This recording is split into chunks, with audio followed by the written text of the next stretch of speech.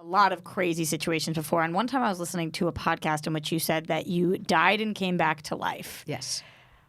From somebody hearing that, you said you saw the white light, all of those things. Do you feel like in that moment you started believing either in God, a higher power, heaven, anything like that? I just, as somebody who's afraid of dying, I like to talk to people who have died and come back. I hadn't really thought much about it. And figure out what's going on. Like, what's up with that? Well, from my experience, and I have spoken to many people who've had exactly the same experience, including the late Christopher Reeve,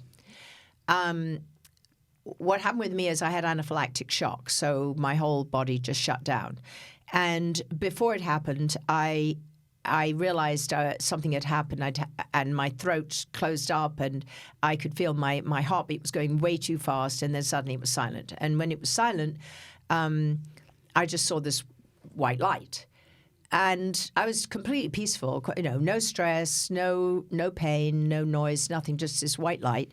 And then I kind of looked down, I remember, and I could see me lying on this bed, half naked, with this guy screaming and yelling in Spanish for emergency and putting huge syringes in my butt. And I'm looking, thinking, that's me. But that's kind of odd because I'm me as I am right now here in this room. And it was so weird. But it didn't freak me out. But then I looked again at the white light and I just said, whoever, whatever, I want to get back in that body. I have things I need to do. And the funny thing is that all I cared about was raising my children and making a difference. I felt I hadn't lived enough yet.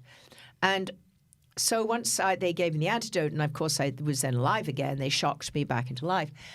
I remember that there's only two things I would have taken with me, or left behind any way you like to look at it, and that is the love I'd shared in my life, whether it had been for a moment or a lifetime, and the difference I'd made.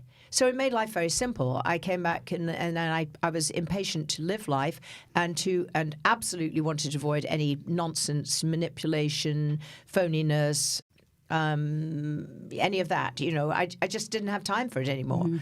So I gave those people, what I call them my kids, like a wide berth. So you know what it is and you go, oh, gosh, no. So I don't try to confront them and just say, oh, you're wrong or whatever. I just go, hi, yeah. See ya, and just keep moving, because life's too short, and that's why I get excited about things like like the app and like Open Hearts. Yeah. I think that's what life is. Life is communication, loving people, and being able to make a difference. And you just never know when that moment's going to happen. And if you're open to it, that's why I call it Open Hearts. You accept what the situation is. You open your heart and you reach out to help someone else, because there's always someone worse off than you. Mm-hmm. And when you do that, you have a purpose. And when you have a purpose, you have a life.